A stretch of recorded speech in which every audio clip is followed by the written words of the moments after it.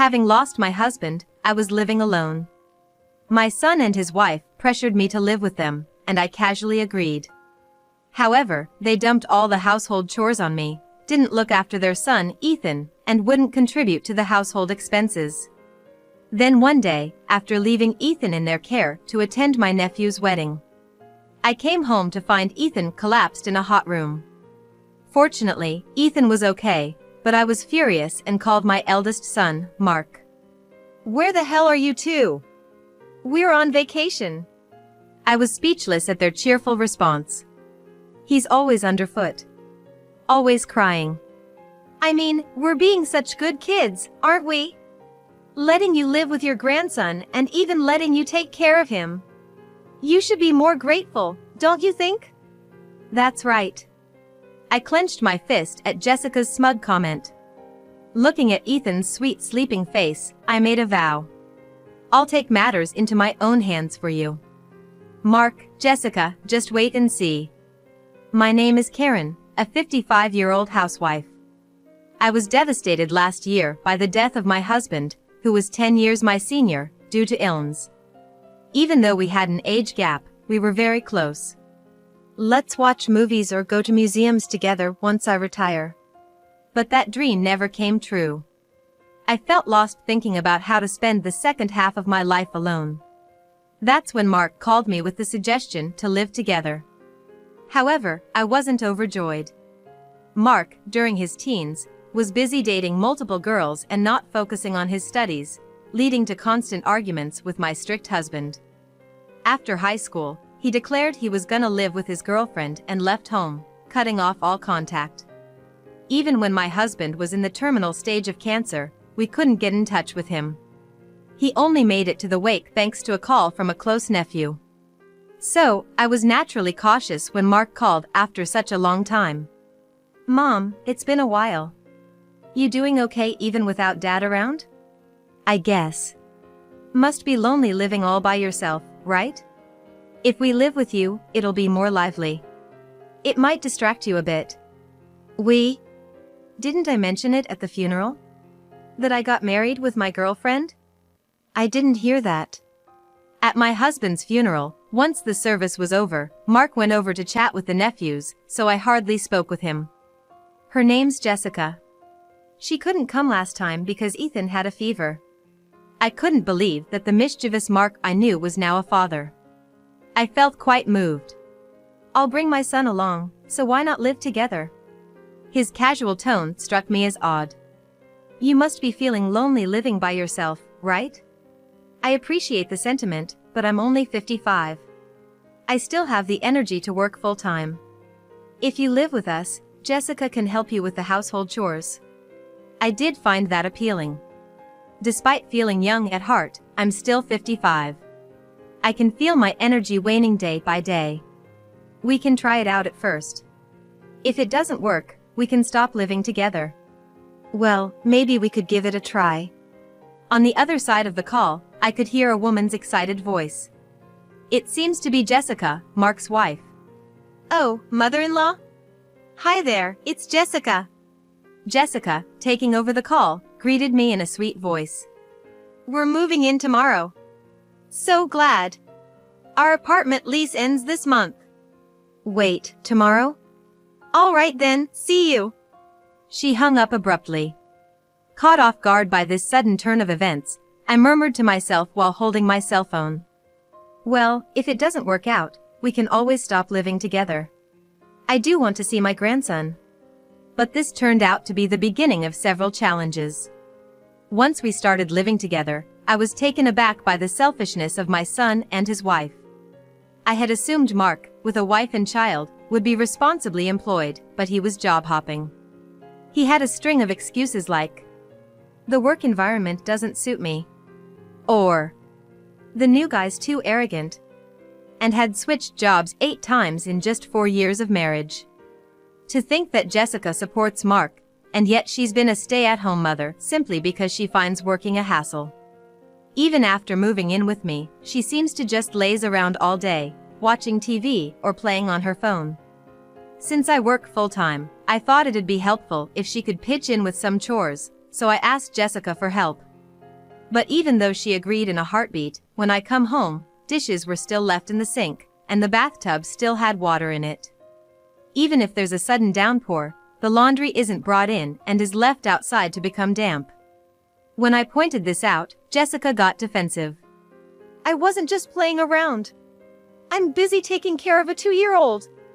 Yet, the living room floor is littered with empty snack wrappers and crumbs, and Ethan's diaper is bulging. To make matters worse, there was no sign that Ethan had lunch, and he clung to my leg as soon as he saw me. Grandma, I'm hungry. Can I have some food? Huh? Jessica, didn't you feed him lunch? Well, there's no frozen rice or instant curry. You expect me to go shopping with a toddler? I was flabbergasted. The supermarket is just a 5-minute walk away. There was an empty cup noodle container in the sink. She must have eaten that herself. What kind of parent does that? I was furious. From then on, I started preparing sandwiches and other lunches that Ethan could eat before I left for work. I reported this to Mark, but he's head over heels for Jessica, so he just chuckled and took her side. Mom, Jessica is tired too. Taking care of a 2-year-old ain't easy, you know. Come to think of it, I've never seen you change Ethan's diaper or play with him. I'm always the one giving him baths. I always appreciate everything you do, Mom. Despite their usual negligence, when my son and his wife were annoyed, they would scold Ethan. You made me forget to save my game. Didn't I tell you to stay quiet in bed? Why are you getting up? I'm watching my show. When they yelled, and Ethan started crying, they would glare and shout. Quiet down! Each time, I would wipe away Ethan's tears and smile gently at him. Granny will read you a storybook. I'll stay with you till you fall asleep. Okay. As time passed, whenever I was about to leave for work, Ethan would look at me with a sad face and seemed to prefer staying by my side more than with his parents. He's not a cute kid at all. Mark and Jessica became more irritated by this. One day, I received an invitation to my nephew's wedding. Son of my younger sister, Susan, is having a wedding. I couldn't take 2-year-old Ethan with me, so I asked Mark to babysit. Surprisingly, he agreed right away. I've got work till noon, so I can't attend. Jessica and I will watch Ethan at home. Say hi to Aunt Susan for me. When I called Susan, she sounded disappointed. Well, work is work. Can you make it, sis? Yes, let's grab a coffee afterward. The day before the wedding, I reminded Jessica. After the ceremony, I'm gonna stop by a cafe with my sister, so I'll be back in the evening. Here's some money to buy lunch. As I handed Jessica a $100 bill while she was lounging on the couch, she quickly put aside the ticket she was gazing, her eyes lighting up. Okay, thank you. It seemed strange to me, a grandmother, having to ask my daughter-in-law to look after my grandson. Nonetheless, I headed to the wedding. The newlyweds looked so fresh and happy, and I felt blessed by their happiness. However, while at the cafe with Susan, as we chatted about our children, I had an uneasy feeling. I soon realized the cause of my unease. Last night, what Jessica hastily hid was 2 airplane tickets. Were they planning to leave, abandoning little Ethan? I finished my tea, told Susan. I'll call again. And hurried home. Upon opening the front door, the house was eerily quiet. Mark and Jessica's usual sneakers were lined up in the entrance, alongside Ethan's tiny shoes. I took off my heels, and looking down the hall, noticed the living room door wide open. Having the air conditioning on like that is pointless. But then again, even though the AC was running, the hallway felt unusually warm. Entering the living room with a sinking feeling, I found Ethan lying down, the room as hot as a sauna. Ethan! I grabbed the AC remote from the floor and turned it on. Stripping Ethan's clothes off, I applied cold packs and all the ice packs I had from the freezer to his neck and underarms. Luckily, it seemed Ethan was just asleep. Granny, welcome back! His innocent smile brought me to my knees. I helped Ethan drink some sports drink, changed his sweat-soaked clothes, and took him to the hospital just to be sure. He was diagnosed with no heat stroke, and I felt a sigh of relief. Back home, once things had settled down, I asked Ethan. "Ethan, where did Mommy and Daddy go?" Not sure." Ethan tilted his head adorably. "Mommy told me that Granny would be back soon and to be a good boy. So, I was good." His sparkling eyes made my heart ache. I knelt down and hugged Ethan, saying softly, "Ethan, you're always a good boy. But you're only 2, so it's okay to be a little selfish sometimes." "I'm gonna be 3 soon." "That's right, we'll celebrate." After giving Ethan a bath and putting him to bed, I called Mark, struggling to keep my irritation in check. "What's wrong, Mom?" Without missing a beat, I yelled at Mark. "Are you out of your mind? Leaving a 2-year-old home alone?" He was drenched in sweat and passed out. "Huh?" I had the AC on. He must have messed with the button and turned it off.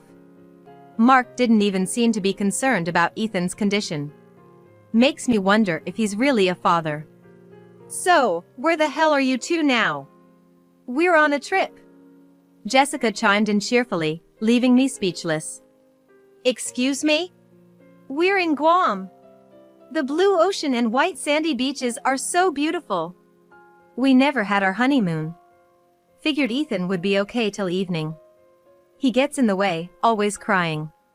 "Speaking of which, we've been pretty darn good to you, haven't we? Letting you live with your grandson and even having you care for him. You could be a bit more grateful if you ask me." That's right. Their irresponsible remarks made me clench my fists. "You do know Ethan's birthday is in 4 days? You'll be back by then, right?" "Oh, totally forgot about that. Just buy him a toy or a cake or something. We'll be back over the weekend." "Fine, I'll do that. Thanks, take care." After hanging up, I quietly made my way to the bedroom. Opening the door, I saw Ethan sound asleep, cuddling his teddy bear. Looking at his angelic face, I made a vow. "Ethan, I just can't forgive your parents. I'll make sure they pay. Mark, Jessica, just you wait and see. What kind of punishment should I impose on these two, so oblivious to their roles as parents?" After a restless night fueled by anger, I called my workplace the next morning and took 5 days off. I needed to efficiently get things done before my son and his wife returned. I searched online for several realtors, and by the afternoon, an agent came over to appraise the house. Though 20 years old, we renovated the bathrooms 5 years ago. Located on the southeast corner with a yard and parking space, and just a 5-minute drive to the train station. Given the favorable conditions, every company gave us a good offer. We desperately paid off the loan taken out under my husband's name with both of us working, and right after we finished paying it, my husband passed away. My son and his wife moved in and dumped their child and house chores on me, acting as if they owned the place. I'm sure they'll kick me out when I get old and take over this house. It's a house that I love with memories of my husband, but it'd be better to sell it to a complete stranger than let those two ruin it. While waiting for a buyer for the house, I decided to get the locks changed. They said they could do it right away, and shortly after I called, the locksmith arrived and had everything done in 2 hours. I couldn't help but chuckle imagining my son and his wife panicking outside, unable to get in. I called Susan and told her everything, and she was livid on the other end of the phone. "Listen, I hate to ask, but can Ethan and I stay with you until we find a place? Of course, we'll pitch in for food and utilities." "Why are you being so formal? Just bring Ethan over to my place. I've been divorced and my husband's gone. My son's moved out after getting married. I've got plenty of space." "Yeah, sorry it's so sudden." "Thank you." I was genuinely grateful for Susan's kindness. The problem was Ethan. After Ethan woke up from his nap, I prepared a slice of watermelon and a tablet for him to watch some cartoons, and casually asked him, "Hey, what's up? How'd you feel about living with Grandma at Aunt Susan's?" Ethan, wide-eyed, took a moment before responding. "I won't see Mommy and Daddy anymore?" "You can see them whenever you want, Ethan. We just won't live with them. Okay then, that's fine. Ethan agreed, more easily than I expected. You'll be with me, right, Grandma? Of course, sweetheart. Ethan beamed at me and resumed his cartoon as if nothing had happened. I quietly sighed in relief. I wasn't sure how much Ethan understood about the situation, but he might have sensed his parents' neglect. A fresh wave of anger rose in me towards my son and his wife for making a 2-year-old go through this. Afterwards, I contacted a moving company for an estimate, packed our belongings and furniture, and moved to Susan's house. With Susan's help, I finished unpacking.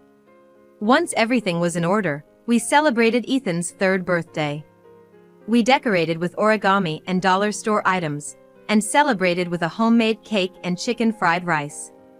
It was a simple celebration, but Ethan's eyes sparkled with joy. Wow, Grandma, Aunt Susan, thank you. Ethan, I know you love trains but didn't have any. Hope you like this one. When Susan and I handed over a train track set, Ethan jumped for joy and immediately started assembling it. Sis, do you think he's never received a gift before? Whispering Susan made me frown. The storybooks and toys I gave him for his birthday and Christmas are nowhere to be found. Maybe Mark and Jessica sold them online. The only items Ethan brought with him when he moved were a sandbox set, some clothes, a teddy bear, and a few storybooks. It seemed too little for his age. While Ethan and I were connecting tunnels and bridges, I got a call from Mark. I ignored the ring for a while and then moved to the next room to answer it. Mark's voice sounded almost tearful. Mom, what's going on? My key doesn't work. You changed the locks. You're so sly. Jessica also shouted on the phone. Open the door now. Why are we being kicked out of our own house? It's my house. You guys just barged in and stayed. You agreed to live together. If you didn't like it, you should have said so. I couldn't, seeing how Ethan was treated. I replied in a firm tone. If Ethan is such a bother to you, then give him to me. I'll raise him properly. And from now on, I'm gonna live with Susan, so you guys can move wherever you like. What? That's too sudden. It was you who came over the day after I called, wasn't it? I snapped back at the complaining couple. Well, I want to get back to our conversation properly. Give me a sec. After hanging up the phone, I made a call to a certain place and then headed home. When I got back to my dimly lit house, Mark and Jessica were waiting out front. They sat on their suitcases, looking tired and yawning. As I opened the gate, Mark raised his voice in annoyance. You're so late. How long were you gonna make us wait? Yeah, I'm opening it now. I could let this rude remark slide with a smile, thinking it was just for today. Jessica looked puzzled at the large brown envelope I was carrying, but I pretended not to notice and unlocked the door. Turning on the living room AC, my son and his wife, as arrogant as always, said to me, Man, I'm beat. Mom, get me a cold beer. And some pepperoni. I'll have a lemon cocktail, and bring some cheese too. Casually they sat on the couch, stretching out their legs and fanning their collars as if ordering me around was a given. Even when I brought them their drinks along with my iced tea, they popped open their cans without a word of thanks. By the way, you mentioned selling this house earlier. I didn't hear anything about it. I replied calmly to Mark's irritated tone. I own this place. I can do whatever I want. Come on, normally you'd consult with the people living with you. Kicking us out just like that? That's not cool, mother-in-law.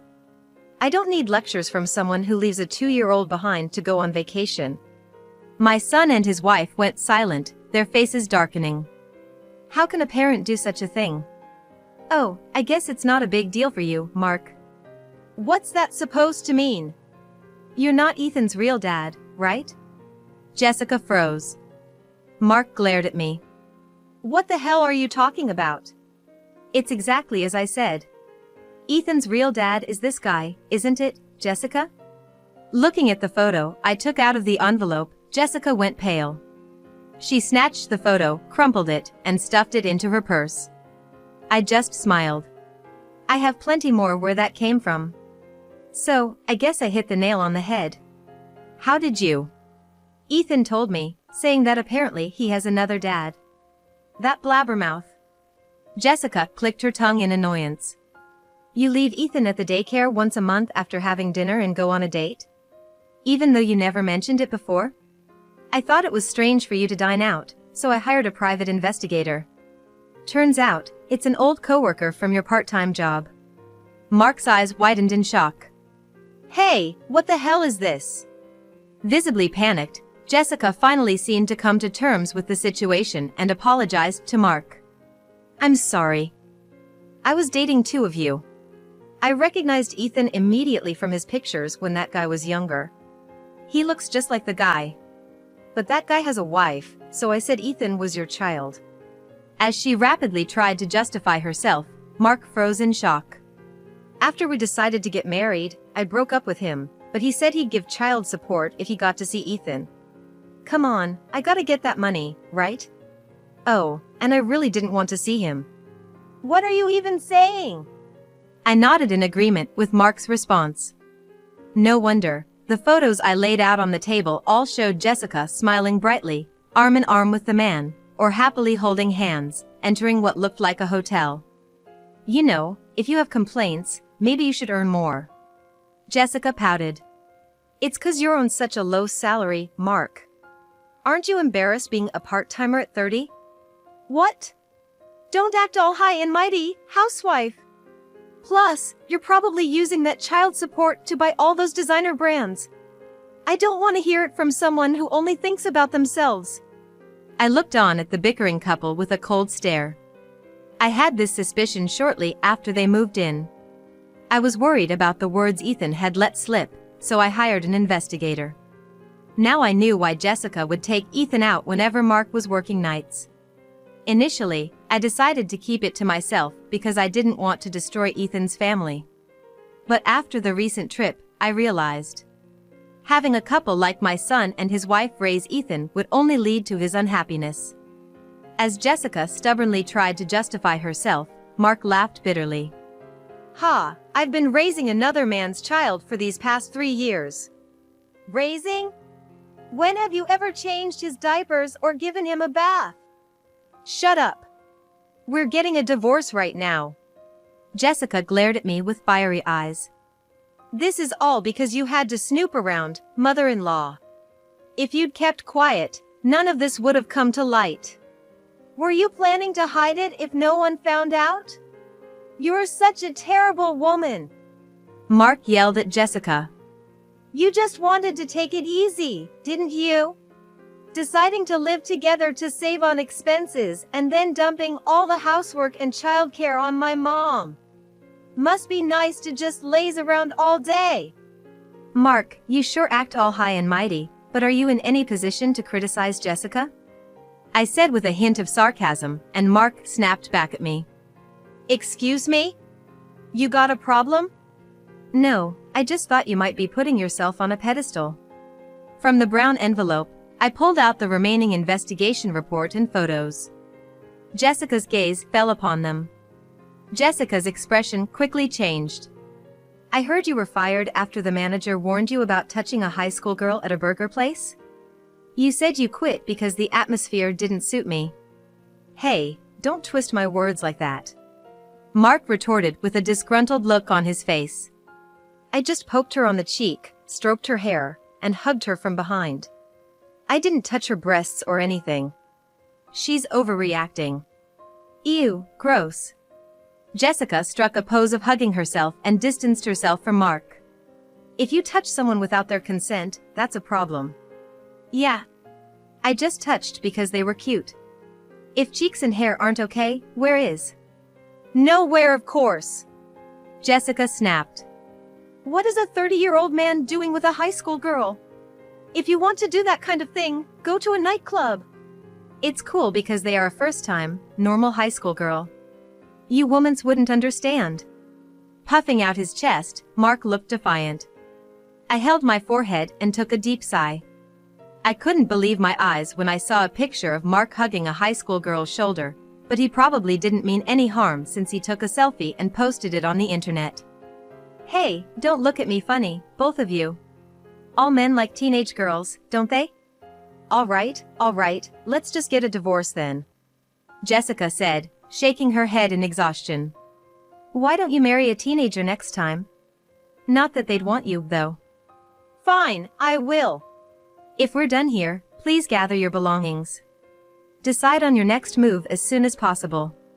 Until then, I'll allow you to store your stuff here. I pulled out some leftover cardboard boxes from a recent move and placed them in front of my son and his wife. Without a word, Jessica began to methodically pack her clothes and bags into the boxes. Mark, grumbling all the while, started to pack as well. Once they seemed to have everything in order, I made a call on my cell. Sorry to keep you waiting. Please come in. Soon, the front door opened, revealing two men in button-down shirts. My son and his wife, looking bewildered, were shown police badges. You're Mark Smith and Jessica Smith, correct? Yes, that's us. We've received a report of child abandonment. You're under arrest. What? The officer sternly questioned them. You two went on a trip to Guam until yesterday, leaving your 2-year-old son at home, correct? Yes, but seriously? We're getting arrested for that? We just went on a little honeymoon trip. We'll discuss this at the station. Of course, I was the one who reported them. A few days in jail might make them reflect on their actions. Watching the two of them hang their heads and get into the police car, I whispered to myself. Mark and Jessica were released on probation 3 days later. It was probably the first time they had left Ethan alone at home. They had prepared meals for him. They had anticipated that I would return home in the evening, which likely contributed to their leniency, expecting it to be just a short period he'd be alone. From now on, I agreed to take care of Ethan. We arranged this agreement through a lawyer, ensuring the penalty when he fails to follow the agreement. Mark, who moved into a rundown 2-bedroom apartment, apparently can't afford his own living expenses. He probably couldn't manage living by his own. It turned out both of them were in debt and seemingly had plans to eventually burden me with their financial responsibilities. Since their plans fell through, Mark took on more part-time jobs, and Jessica reluctantly started working too. The two of them worked from the crack of dawn until late at night without rest, and I heard they constantly fought at home. My house quickly found a buyer, and a young couple moved in. They seemed very pleasant when they came for a viewing, so I'm sure they'll take good care of the place. I was worried Ethan might miss his parents, but for now, he's living life to the fullest. In fact, without Jessica and Mark scolding him or treating him coldly, there's no need for him to always be on his best behavior. He's become more innocent and cheerful. He's grown very attached to Susan and behaves just as a child his age should, occasionally keeping us on our toes with his whims. I switched to a reduced work schedule to spend more time with Ethan. Susan, who works in a 24-hour daycare from 6 p.m., and I have divided up household chores and always make sure our busy schedules don't impact Ethan. If Ethan ever wants to see his parents, I intend to let him. While losing my husband felt like a gaping hole in my heart, I found a new purpose in seeing Ethan grow up properly. Susan and I want to shower him with love and raise him together.